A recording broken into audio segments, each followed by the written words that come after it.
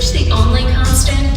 Because changes, regardless of what they're trying to solve or improve upon, seem to always be based on some sort of standard. I mean, look at communication. Regardless of technology, it has language as its standard. And how about commerce? It is the standard of exchanging things of value. And look at transportation. Thankfully, it too has standards. So no matter how things change, the underlying standards remain. Just look at how the music we listen to has changed over the years. But the standards of the notes in that music have been around for over 300 years. And how we watch movies is constantly changing. But those films we watch have been playing at a standard 24 frames per second for nearly 100 years. And how about maybe the oldest standard of all time, which is, well, time. It was invented nearly 3,000 years ago. So we've all been running late for a really long time. But time isn't just a standard to look back on. It's something to look forward through. So as we look at future changes and the standards that will guide us, please welcome Bob Carpenter, President and CEO of GS1 US.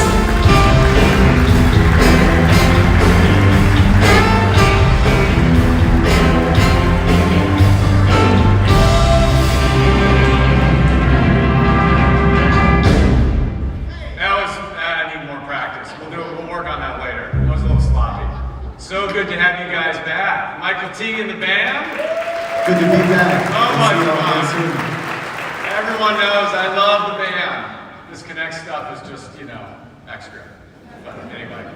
Hey, listen, good afternoon, everybody. It's welcome to GS1 Connect 2023. And it's so much fun to be back here in Colorado. Some of us may remember we were here in 2019 at the same property. So much has changed. The property looks terrific. Hopefully you're enjoying your stay here. And there's so much development across the street. A lot of change happening, and that's something we're going to talk about a little bit more this afternoon when we spend a few minutes together. Before I get started, I'd like to sincerely thank our sponsors because honestly, their support is crucial to GS1 Connect. So please take a moment and give them a round of applause. Thank you very much.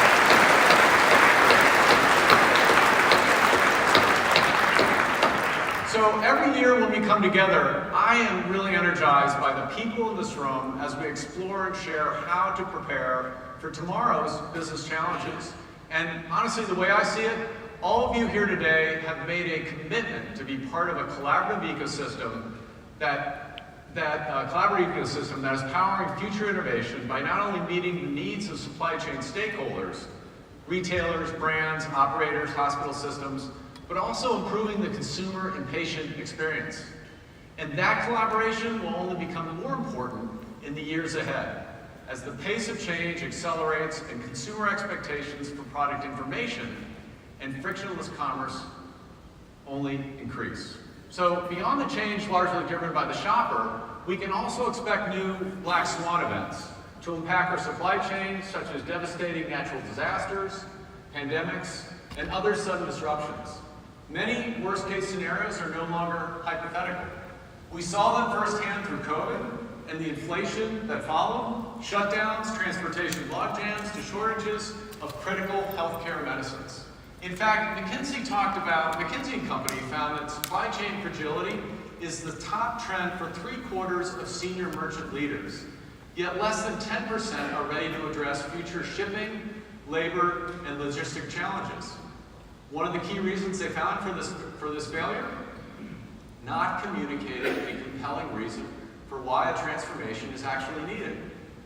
I get it. Change management necessitates a compelling narrative from all leaders in our respective organizations so that everyone involved can understand why it's necessary and how our day-to-day goals fit into a larger strategy.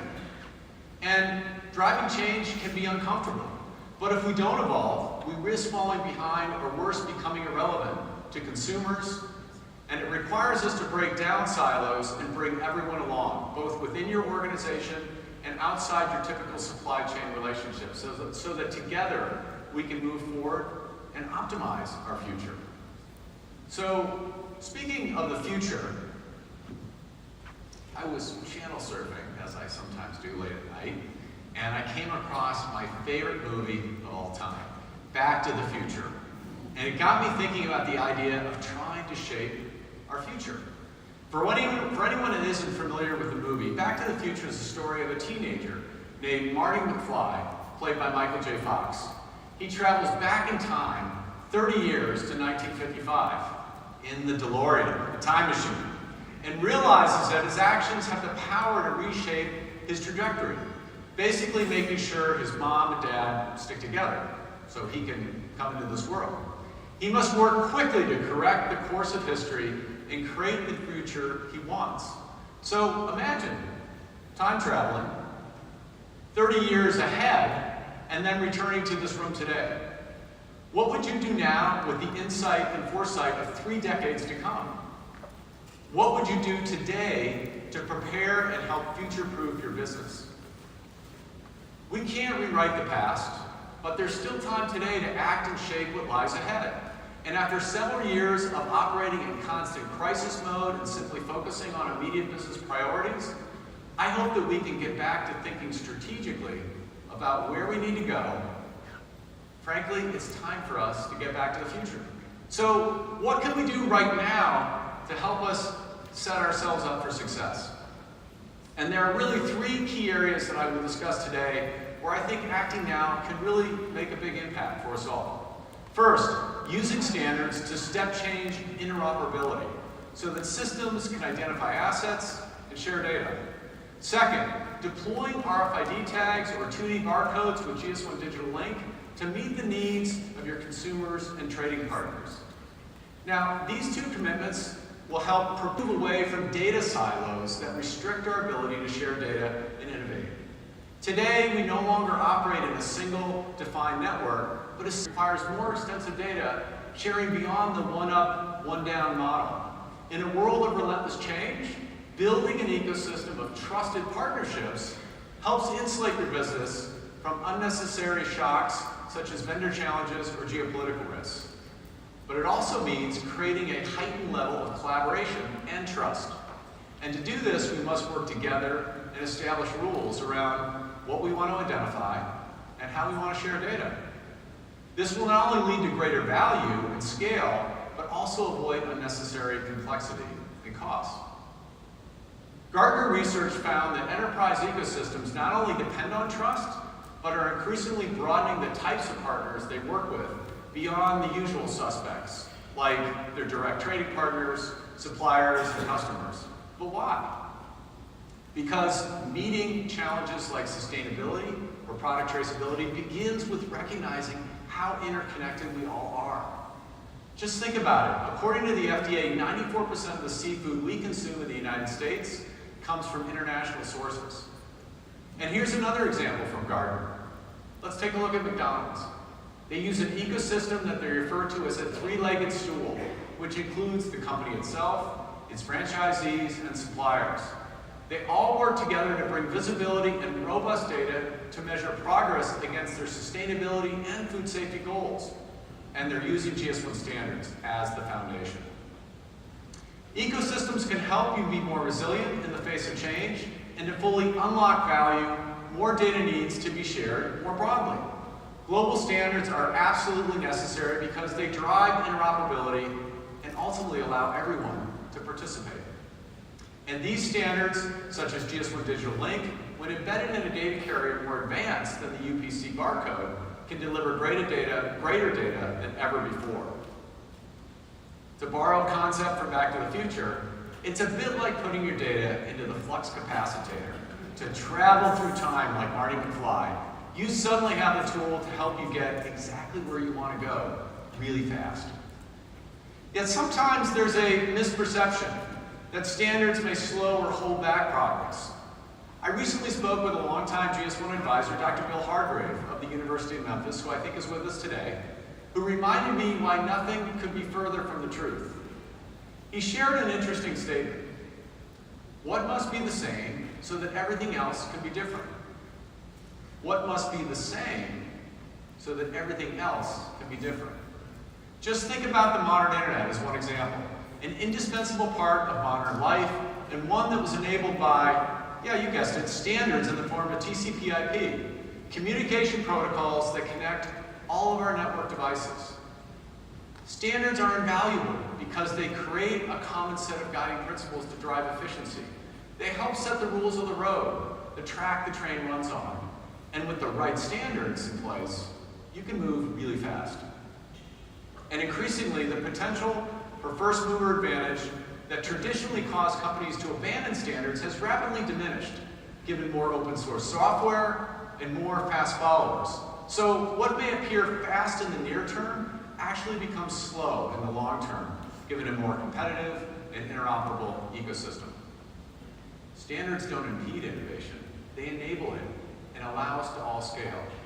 And we see countless examples of how our evolving GS1 standards are enabling those results.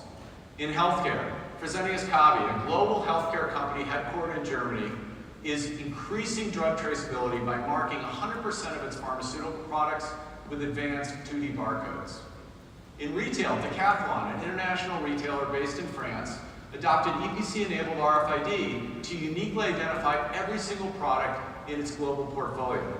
Today, 100% of Decathlon's products carry an RFID tag that powers operations, extending from its production lines to its checkout lines, allowing for an increased level of revenue, customer satisfaction, and end-to-end efficiency.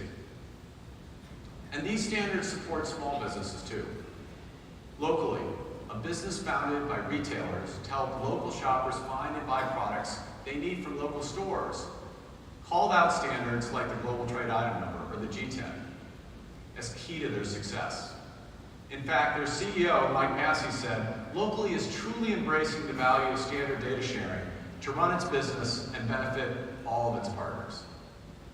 So in the end, standards strengthen innovation, because to be innovative, you will need to share trusted data quickly, more broadly, with an ecosystem of partners that you have. So let's move on to the second area I'd like to touch on, which is how we share more data in a trusted way with that entire ecosystem I talked about, including consumers. As I've just referenced, we have more advanced data carriers like 2D barcodes and RFID tags that are paving the way for realizing tremendous business value. RFID technology has grown significantly due to its ability to improve operational efficiencies and inventory management. In fact, according to research from Auburn University, RFID technology increases inventory accuracy by up to 99%, which enables retailers to sell right down to the last item and manage their inventory efficiently for what we used to call omnichannel, but now is really just commerce, right? But we also have to remember the consumer, because they want more data as well. And this consumer need for more data has led us to the next generation of the barcode, a web-enabled 2D carrier that can hold more data than the UPC. And 2027 is an important milestone for all of us, whereby industry has committed to using 2D barcodes to web-enable more content for their trading partners and their shoppers. So this will completely change how we shop, how we understand our consumers, and how we do business around the globe. But we can't wait till 2026 to begin thinking about how we will prepare and adapt. 2D data carriers have already made their presence felt, as we've seen in COVID-19 era, with the surge of QR codes. But, I was at my local Costco recently and picked up this 5-year supply of risotto. And I'd like to use it as a little prop to show how GS1 Digital Link works. So, what if consumers could simply scan a QR code on any item that they just arrived at their doorstep and see information about the product directly from the brand owner? Details about how and where it was made, recipes, loyalty or rewards programs, basically any data the brand owner wants to share with their consumer. Now, what if I'm in the warehouse and I'm a warehouse manager and I can scan the same QR code to secure vital information like an expiration date or batch and lot number in the event of a recall? And what if I'm a government regulator, scanning the same code, and I had access to that same product data to ensure compliance with regulations like FSMA 204? This is the power of 2D barcodes with Digital Link, a totally different experience from a QR code with a single function web link. And if anyone needs some more risotto, come find me. We rehearsed that all day. That was great. We recently set up a similar demo at the Fast Company Grill at South by Southwest to showcase the powerful, I gotta get my phone out of my pocket here, we're just gonna put it down here. So recently we were at South by Southwest at the Fast Company Grill, and we showcased the same demo that we did to really show how consumer engagement with 2D barcodes and digital link is possible. And what was interesting in that conversation is consumers, like all of us, asked a very basic question. Why isn't this happening already? I really want this information. This is important to me as to how I shop. There was clear universal consumer demand for the experience that we had. So it was a great validation of what we're talking about. These carriers offer, as I've said, tremendous opportunity to convey far more information and move beyond the UPC. It's definitely a challenge, especially in getting enterprise-wide buy-in within our companies. But in the long run, we all benefit. So imagine what the expansion of 2D can mean when we realize its full potential. For traceability, for sustainability, for the safety of the groceries we buy and the medicines we rely on, for the capability to support full supply chain visibility, and for consumers and patients to easily retrieve unlimited and trusted data about the products they buy with one seamless scan. And there are companies already putting this into practice. For example, Pepsi, Coca-Cola, Puma, P&G, L'Oreal are encoding the standardized GS1 digital link into their QR codes to web-enable these products and provide consumers, trading partners, and regulators with an array of trusted, brand-authorized product information. Innovations like these must be built on a foundation of good data. And that foundation will only become more important as we work towards a future supply chain that supports end-to-end visibility, full automation, and a focus on meeting the needs of the consumer at each step of their journey. And finally, let me get to the third area that I wanted to touch on today. So, a few years ago, I spoke with the futurist, Daniel Burris, about this concept of soft versus hard trends. And that conversation has really stayed with me as a good way to manage a future filled with more uncertainty, change, and opportunity. So let's start with soft trends, which are future possibilities that may or may not happen. They're a bit more fluid, right? And we've heard a lot of speculation in recent years about the inevitable end of the office or the death of in-person retail. But can we say with certainty that we know how these are all going to sort out? And how about the metaverse? Are you ready to live in your virtual mansion? There's an inherent uncertainty to all of these discussions that put them squarely in the soft trend category. I would also add black swan events as an extension of soft trends. For example, geopolitical conflicts or natural disasters. Hard trends, on the other hand, are those that are pretty certain, that we are pretty certain will occur, whether we want them to or not. For example, changes in demographics, government regulations, and technology advancements, to name a few. But I'd like to get a little more specific. We can take a look at the world around us today and presume with certainty a few hard trends. Think about it. Such as the growth of automation enabled by AI, an increase in digital sharing of data or data digitization, and finally, the push for sustainability to preserve our planet. The premise here is to understand the hard trends and plan for some of the implications. And by taking steps to manage the hard trends, you will be far better positioned to weather the less predictable soft trends and black swan events that are inevitable. So let's start with hard trend number one, automation enabled by large language models or artificial intelligence. And if data is the new oil of the 21st century, the enterprises that can effectively capture, analyze, and act on that data will have a significant competitive advantage. And if you're still sharing this data on Excel spreadsheets or paper or whatever, you're going to struggle to keep up. Let's take a look at hard trend number two, data digitization. PwC, the consulting firm, estimates that by the end of the decade, the potential contribution to the economy from AI could be as much as $15.7 trillion US, increasing global GDP by 14%. Having your data structured, standardized, digitized, and well-governed is essential to train your AI and machine learning models effectively. It's also essential for any scaled automation, and it helps you more easily share your data throughout your ecosystem of partners. To take advantage of next generation capabilities, like automation or AI, you need next generation digitized data as the fuel. Look at Walmart's focus on supply chain innovation, built on a combination of software, data, and robotics. By the end of 2026, Walmart projects that about 65% of their stores will be serviced by automation, and approximately 55% of fulfillment center volume will move through automated facilities based on their AlphaBot technology. I would also add that Walmart has really stepped up their use of EPC-enabled RFID and now requires sellers across multiple categories to use RFID. And finally, hard trend number 3, which is sustainability. Consumers are increasingly concerned about the environmental impact of their purchases.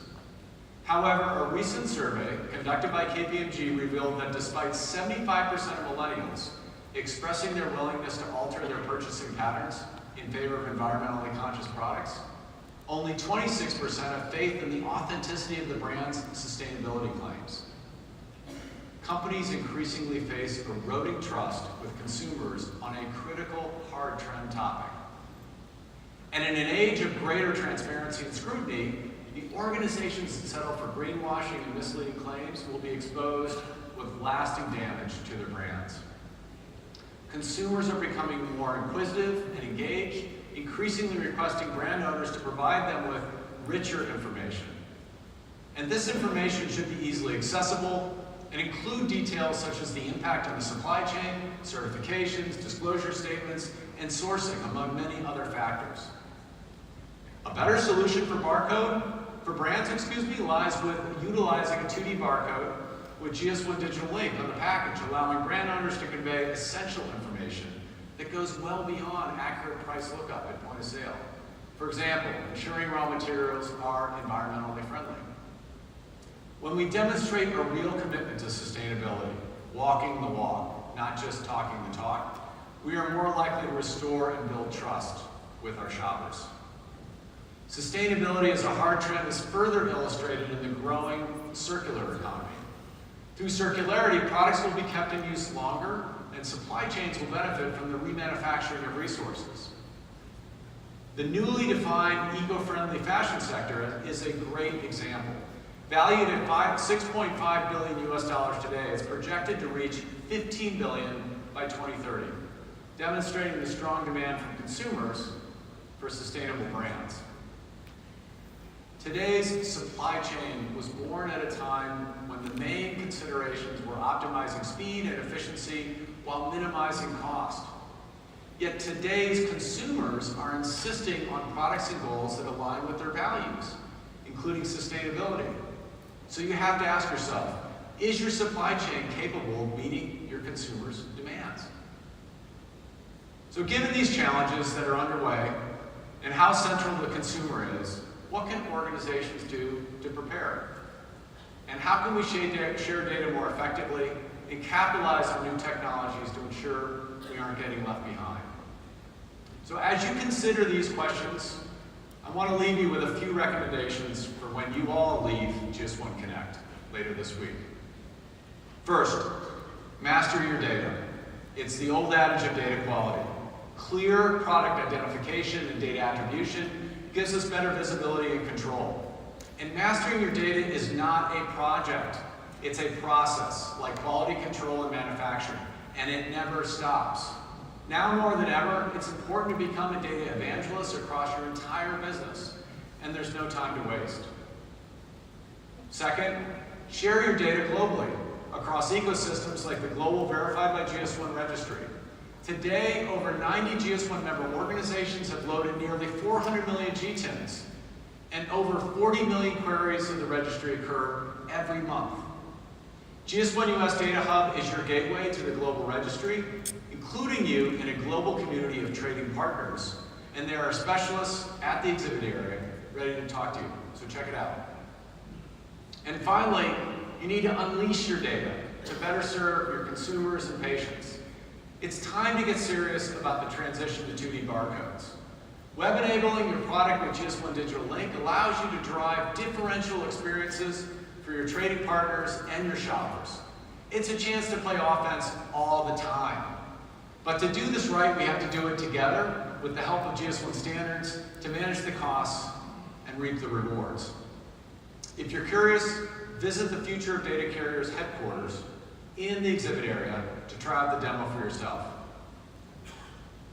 So the world is increasingly complex, and the soft trend of black swan surprises will only continue. But we can do something about it right now.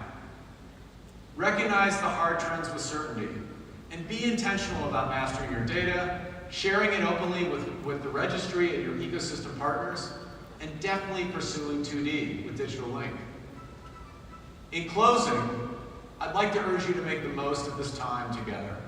And for me, what I find so inspiring about GS1 Connect each year is the continuous improvement stimulated by companies openly collaborating with each other, especially companies from different industry sectors who discover that they share the same opportunities for improvement. So, to go back to the future, my favorite movie, let me cite the wise words of Doc Brown, the inventor of the time machine, the DeLorean, in the Back to the Future trilogy. It's a very suspenseful moment. Doc is speaking with Marty McFly and reminds him that your future hasn't been written yet. No one's has.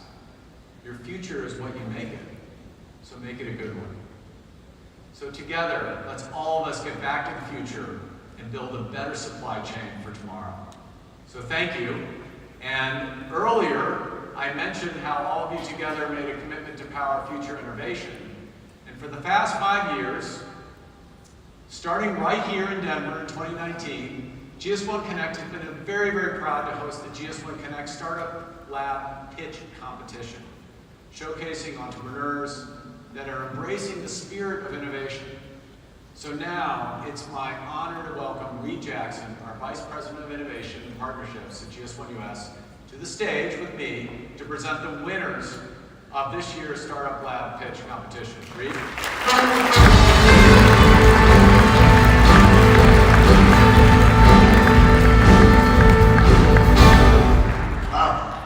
Thank you, Bob. This year, we hosted our 5th annual GS1 US Startup Lab Pitch Competition with a record number of applicants. We were able to select 7 finalists that are pursuing disruptive technologies to help create value for our members, solution providers, and partners. Earlier today, each of the finalists were given 5 minutes to present their pitches to a panel of judges in pursuit for their chance to win a portion of the $23,000 prize pool. I want to say on behalf of GS1 US, thank you to all the applicants that applied for this year's competition. And thank you to our distinguished panel of judges. And congratulations to the 7 finalists that are sitting over here. Please be sure to visit their kiosks, which are in the exhibit hall, and talk to them about their solutions and their ideas. It takes a lot to be disruptive, more than you'll ever realize. So now, the moment we've all been waiting for, who are the winners, Bob? I have them right here. All right, they're out of order, but I have them. Okay, coming in 3rd place, congratulations to Michael Pytel, CTO and co-founder of Fulfill.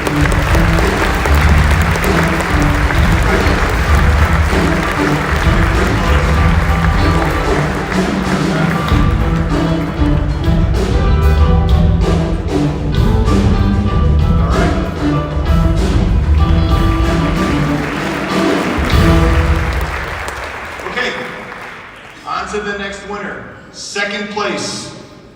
Congratulations to David Singer, Vice President of Business Development and co-founder of Index Biosystems.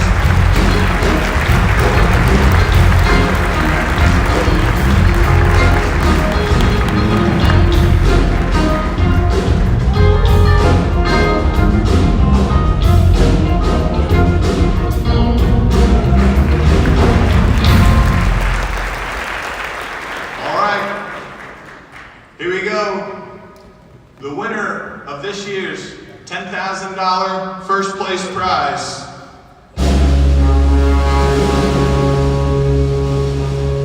Manuela Zonenstein, CEO and founder of Cadea.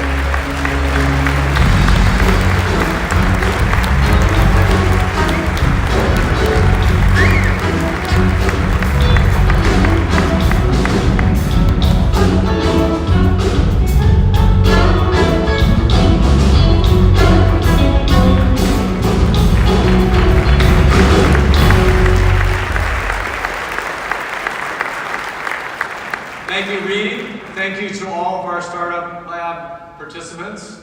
This has really just come such a long way. We get a lot out of this process. Thank you all for participating. And congratulations again to our winners. So listen, that's a wrap on day 2. We appreciate you sticking around. I know this is a long day. I think the only thing that stands between me or you and cocktails is me.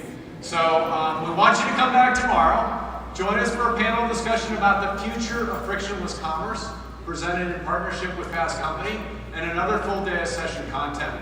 Now, please join us at the Mountain Music Fest networking event on the Front Range lawn. I don't know if we're going to be on the lawn or not, but we would make it work, with our friends Michael T and the band. Have a wonderful evening. Thank you.